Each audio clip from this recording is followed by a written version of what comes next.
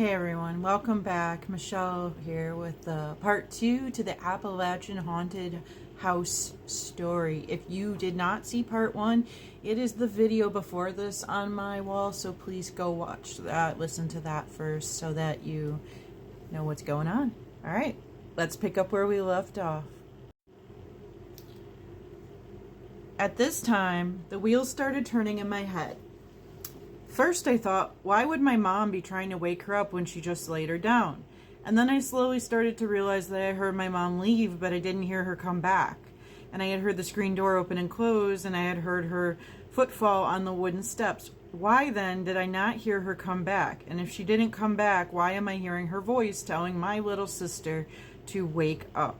I was frozen, still in that moment trying to process what I had heard. After a pause, I heard the voice again, this time more aggressive and sounding a little less like my mom.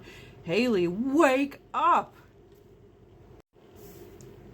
I remember sitting up in my bed, freezing once again, and I found myself sick to my stomach with dread. Something was very wrong, and this felt very bad. In the fear of the moment, hoping that I just had not heard her come back, I shouted out, "Mom!" And things immediately went silent. I called out to her again. No answer. Everything clicked in my mind at once. I jumped up and I ran to the door and bolted to the garage and asked my mom if she had just been in the house.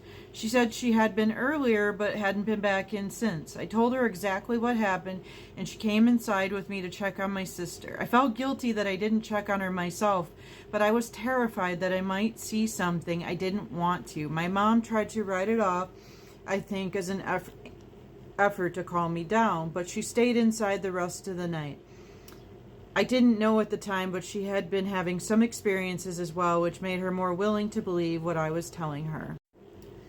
Both of my parents had also heard a voice one night. I was in the room watching TV, my older sister was in her room, and my younger sister was watching a show in the living room. None of us had been outside. My mom had rushed into the house looking weirded out. She came straight to me and asked, "Was that you outside?" I had been in my room the whole night, and I told her that, and she asked if my sisters had been outside, and they hadn't. She seemed freaked out for a little bit and was saying someone must have been joking with her. I pressed her about why she was asking that, and she reluctantly told me that she had heard what sounded like a kid's voice outside, walking all around the garage saying, "Mama." The way she replicated it sent chills down my spine. She said it sounded like my voice, and I hadn't been outside all night. I was constantly tormented by activity in that house. I was terrified to be alone. Too often I would see things and have the feeling that someone was breathing down my neck. I always felt a very dark, oppressive force in that house. I had experiences outside of the home, too, in other people's homes, or just out and about. They weren't all bad or scary, but I was becoming tired of it at a young age. I didn't want to see things. None of my friends saw things. None of my friends lived in fear in their own home, so why did I have to? I felt terribly unlucky. I have a lot more experiences I could share, particularly one about an entity that appeared to be a little boy that was experienced by more than one person. But this is getting lengthy. Depending on how much interest there is in this, I'd be happy to share some more. I've kept these stories close to me for many years. I don't really tell anyone close to me in fear of not being believed or people thinking I am looking for attention or I am just plain crazy. I myself have spent years wondering if these experiences were real or if I made them up, if I had some sort of extreme childhood psychosis. However, there were times that more than one person experienced the same unexplainable thing in the house at the same time, and I think that lends a lot of validity to what I experienced. I think that deep down, I have also been terrified that if I start speaking about these things, I will start having experiences again. I built up some very heavy walls in my early teenage years to try and keep those things out of my life for good. But as I get older, I want to understand more of what I experienced and also connect with others with similar experiences. Again, I'm happy to share more stories, especially validating ones where more than one person shared them at the same time. Thanks to anyone who made it this far in my story. Did you make it this far in the story? If you did, thank you to you as well. Okay, so what do we think here? First, many people having the experiences, many instances, this does truly sound like their home had a haunting going on.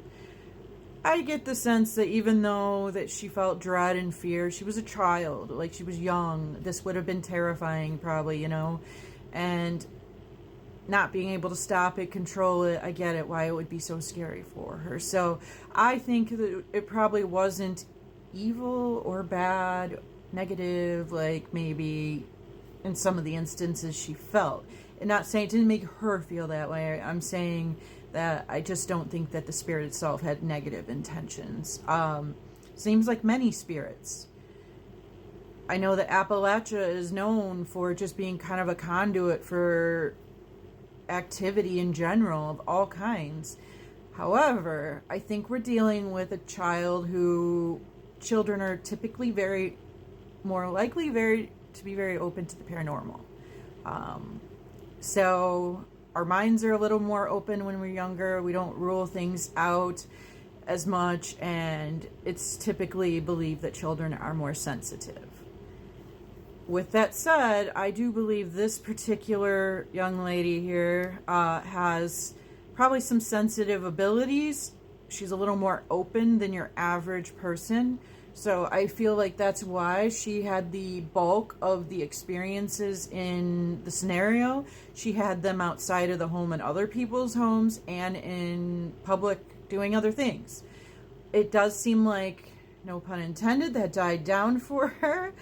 But I am thinking she's very sensitive and very open to the paranormal. Whatever you want to call that, I just think that that's the case for her. And she talks about even like, I built this wall up essentially and didn't want to have these experiences anymore. So she's protected herself and put a guard up, which is stopping that activity. But I think if she were to continue searching into this stuff and being curious again, I think that activity would open up fully again, honestly.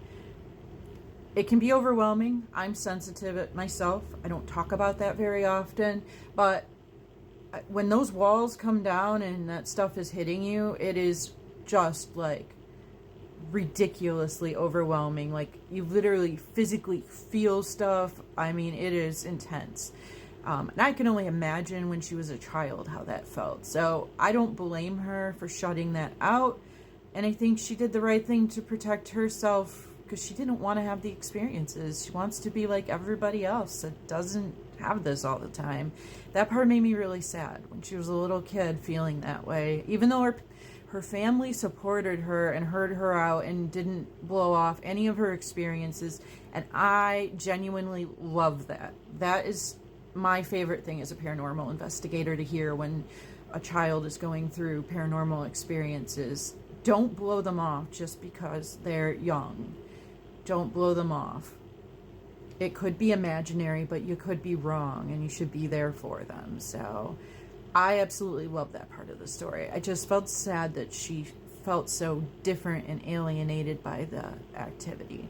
So leave your thoughts in the comments. What did you think of this story? And I promise I'm done. I won't post any more for the rest of the day. I put up a lot. So thank you for listening if you made it this far. And please hit that repost button for me. I'd really appreciate it so others can see this.